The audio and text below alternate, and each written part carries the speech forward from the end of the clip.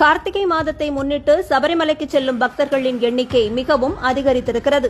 ஆனால் கேரளா கம்யூனிஸ்ட் அரசோ பக்தர்களுக்கு தேவையான எந்தவித அடிப்படை வசதிகளையும் சரிவர செய்யவில்லை என்று பக்தர்கள் வேதனை தெரிவித்துள்ளனர்.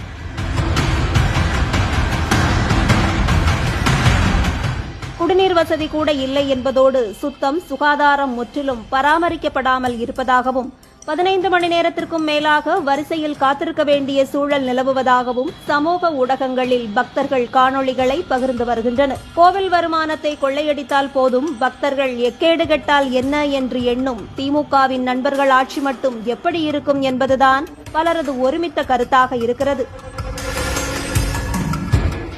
இன்னும் மகரஜோதி நெருங்க அதிக அளவு பக்தர்கள் அங்கு குவிய வாய்ப்பு இருக்கும் நேரத்தில் கேரள அரசு சரியான முன்னேற்பாடுகளை